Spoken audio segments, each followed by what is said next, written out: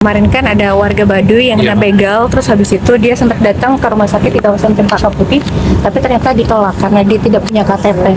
Akhirnya pengobatan yang diberikan hanya dibalut dengan perban, lalu kemudian dia mencari rumah sakit lain pertolongan orang. Ini seperti apa sih Pak? Apakah emang untuk warga Baduy mungkin perlu ada kartu khusus untuk mereka atau seperti apa? Sebenarnya ya, hak kesehatan itu hak semua masyarakat di Indonesia, baik yang tanpa dengan NIK maupun tanpa NIK. Ini soal administrasi yang saya dengar itu nanti akan kita perbaiki dan nanti akan kita telusuri ya Bu ya, Bu Koordinasnya. Nanti akan kita telusuri supaya dia akan mendapatkan pengobatan yang benar. Sudah ada mungkin pendekatan atau teguran kepada rumah sakit terkait yang di kawasan Cempaka Putih itu? Yang Pak? paling penting adalah subjeknya kita tangani dulu dengan baik.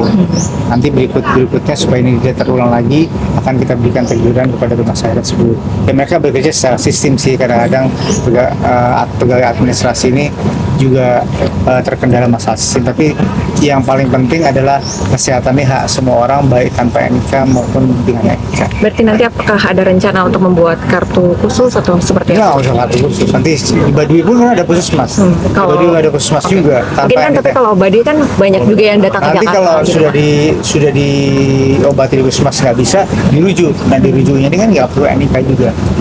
Jadi nanti ada kartu. Atau ada dorongan ya sih Pak mungkin dengan BPJS kan, karena ini kan juga kepemilikan kartu JKN begitu Pak, terutama untuk masyarakat adat, tidak hanya Baduy sebenarnya, ini kan juga masalah ini kan jadi ketantangan masyarakat adat di banyak daerah. Ini seperti apa sih Pak, mungkin dorongan dari Kementerian Kesehatan mungkin memastikan juga mereka juga punya hak begitu Pak untuk kesehatan, layanan kesehatan ini. Iya, jadi hak untuk mendapatkan kesehatan secara optimal itu adalah hak semua masyarakat Indonesia.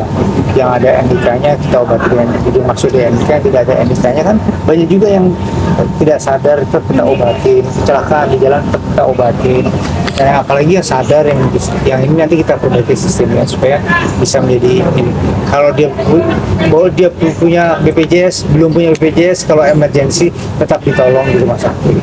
Jaminan ke rumah sakitnya bagaimana Pak? Kan kadang-kadang pasti yang jadi Nanti tinggal diatur aja diatur aja di rumah sakitnya. Kalau dia dalam kondisi gawat darurat ada atau tidak ada NIK-nya tetap dilayani. Pak, tadi kan hasil CKG itu ada yang masalah gizi ya Pak anak. Ini setelah ada program MBG apakah berpengaruh gitu untuk meningkatkan stunting atau perbaikan? Pasti yang masalah gizi itu yang tadi banyak itu di anak-anak prasekolah dan anak-anak yang baru lahir.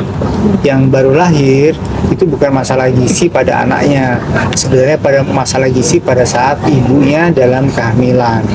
Nah ini nanti akan kita perluas, semoga MBG untuk ibu-ibu hamil kalau bisa sampai pada sasarannya, maka kelahiran anak-anak yang berat badan lahir rendah akibat kekurangan gizi pada ibunya bisa teratasi. Tapi masalah gizi pada usia prasekolah yang tadi saya bilang wasting 3,8% dan stunting 5,3%, ini nanti kalau udah ada MBG untuk anak-anak nanti di posyandu mudah-mudahan nanti bisa teratasi dengan baik.